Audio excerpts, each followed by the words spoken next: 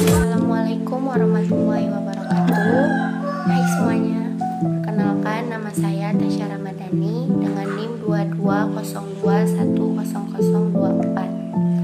Saya dari Universitas Maliku Saleh dari program studi administrasi publik kelas 1A. Kesempatan kali ini saya akan menjelaskan apa itu fungsi perencanaan manajemen. Fungsi perencanaan dalam manajemen adalah bagaimana seseorang pemimpin bisnis menetapkan tujuan yang ingin dicapai dan mengelola strategi yang terbaik untuk mencapai tujuan tersebut. Perencanaan adalah proses yang sangat penting untuk semua fungsi manajemen, karena tanpa perencanaan, aturan lain seperti pengorganisasian, pembinaan, dan pengendalian tidak akan berjalan dengan mulus. Perencanaan ini adalah tahap yang paling dasar sebelum melakukan kegiatan yang lain. Perencanaan juga adalah kegiatan yang paling awal yang mengkoordinasikan untuk mencapai tujuan tertentu dalam jangka waktu yang tertentu juga. Ada juga manfaat fungsi perencanaan dalam manajemen. Fungsi perencanaan dalam manajemen memiliki beberapa keunggulan, yaitu 1. Perencanaan membuat pelaksanaan tugas menjadi tepat dan kegiatan setiap unit diatur secara efektif dan efisien. 2. Perencanaan menghindari kesalahan yang bisa terjadi nanti. Ketiga, hasil perencanaan mengandung nilai batas untuk ukuran dan biaya yang memfasilitasi pemantauan. Keempat, perencanaan sebagai media koordinasi antara bidang dan departemen dalam suatu perusahaan. Dan yang terakhir, adanya perencanaan membuat kegiatan masing-masing di unit. Selanjutnya ada kegiatan fungsi manajemen perencanaan. Kegiatan dasar dari fungsi perencanaan terbagi menjadi 4. Yang pertama, tetapkan tujuan dan target yang ingin dicapai. Yang kedua, penciptaan formulasi strategi yang dengan tujuan yang ditentukan dapat dicapai. Yang ketiga, tentukan sumber daya mana yang dapat menjalankan strategi yang dirumuskan. Dan yang kelima, indikator keberhasilan untuk pencapaian tujuan. Kita harus mengetahui bagaimana rencana yang baik untuk fungsi perencanaan dalam manajemen ini.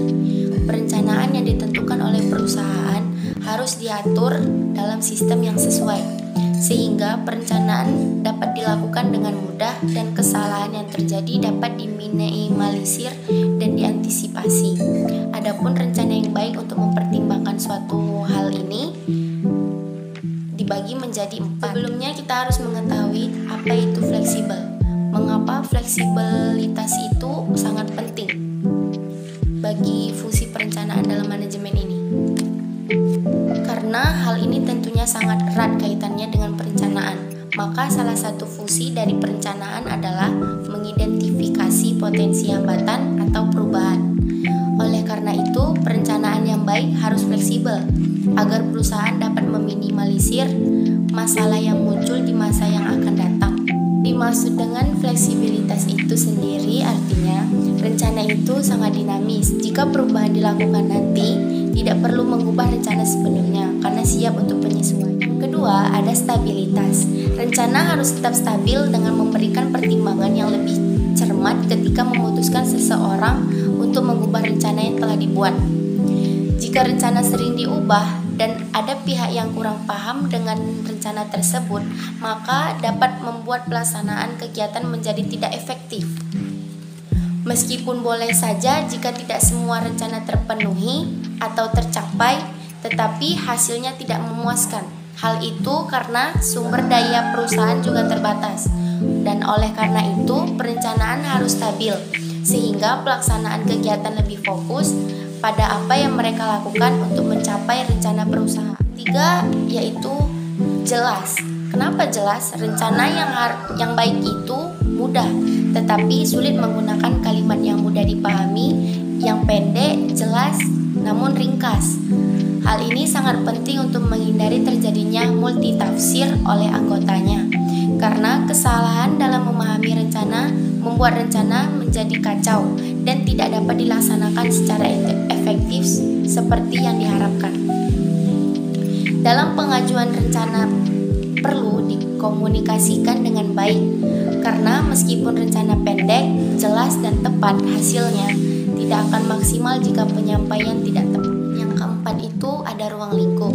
Dalam sebuah rencana, ruang lingkup harus mencakup semua tindakan yang diperlukan untuk mencakup semua fungsi yang ada di dalam sebuah organisasi. Sederhananya saja, semua rencana dirinci dalam dan termasuk ke dalam 5W+1H. 5W+1H itu termasuk ke dalam batasan perencanaan atau spesifik. Ada what, tujuan apa yang ingin Anda capai.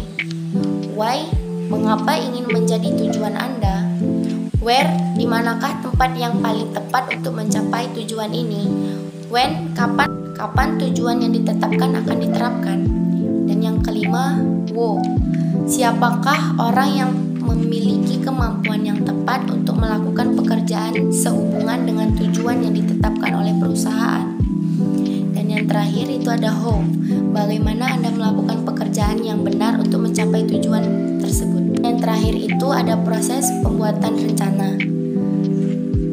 Dibagi menjadi 4 proses, di mana yang pertama menetapkan tujuan yang jelas adalah langkah pertama dalam mengembangkan rencana. Yang kedua yaitu menganalisis status saat ini. Segala sesuatu yang berhubungan dengan tujuan perlu dianalisis dengan baik, karena ini akan menentukan bagaimana rencana tersebut dapat dijalankan dengan baik. Yang ketiga, identifikasi semua peluang yang ada, baik yang menjadi hambatan maupun kemampuan perusahaan yang mudah diukur untuk mencapai tujuan. Dan yang terakhir yaitu membuat sintesis yang menyatukan beberapa kemungkinan yang ada untuk menciptakan alternatif yang berbeda. Baik, sampai disinilah materi yang dapat saya jelaskan. Izinkan saya sebelum mengakhiri video ini, izinkan saya untuk berpantun. Jalan-jalan ke Surabaya, tidak lupa membeli makanan. Demikian presentasi dari saya. Jika ada yang salah, mohon dimaafkan.